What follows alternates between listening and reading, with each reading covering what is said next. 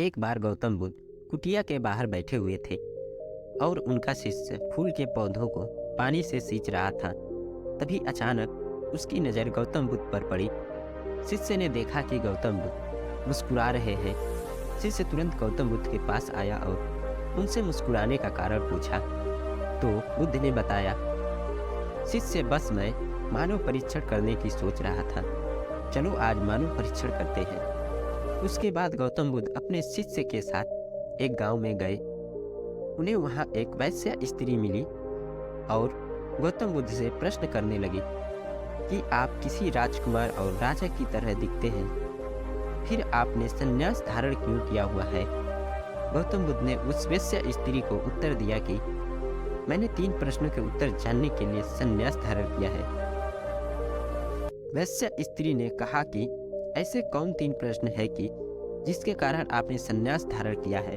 तो गौतम बुद्ध ने बताया कि हमारा शरीर युवा और आकर्षक है, लेकिन समय बीतेगा और समय के साथ साथ हमारा शरीर बूढ़ा होगा और बीमार होगा। उसके बाद शरीर मृत्यु को प्राप्त होगा। मुझे बुढ़ापा, बीमारी और मृत्यु के कारण का ज्ञान प्राप्त करना है, इसीलिए मैंने संन्यास धारण किया है।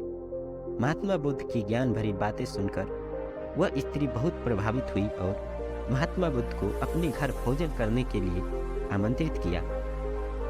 जैसे ही यह बात गांव वालों को पता चली तो गांव वाले महात्मा बुद्ध के पास आकर कहने लगे कि आप उस स्त्री के घर न जाएं, क्योंकि वो स्त्री चरित्रहीन है। महात्मा बुद्ध ने गांव के सरपंच को बुलाकर पूछा कि क्या यह बात सच है कि वो स्त्री चरित्रहीन है। सरपंच ने भी बुद्ध को बताया कि महात्मा, इन गांव वालों की बात सत्य है, वो स्त्री चरित्रहीन है।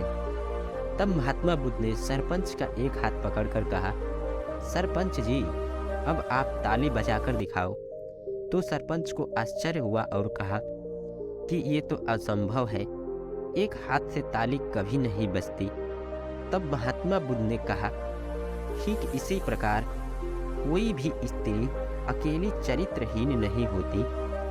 अगर वो स्त्री चरित्रहीन है तो आप सब गांव वाले भी चरित्रहीन हैं, तो मुझे आपके घर भी नहीं आना चाहिए।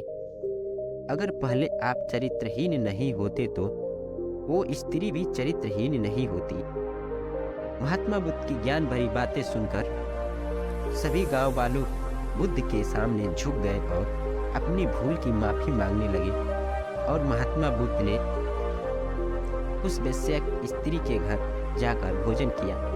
तो देखा दोस्तों, इस कहानी से हमें यह शिक्षा मिलती है कि हमें दूसरों को चरित्रहीन कहने से पहले अपने चरित्र के बारे में सोचना चाहिए, उसके बाद दूसरों को भला बुरा कहना चाहिए। और ऐसे ज्ञान से भरी कहानियाँ सुनने के लिए हमारे चैनल को सब्सक्राइब कर सकते हैं।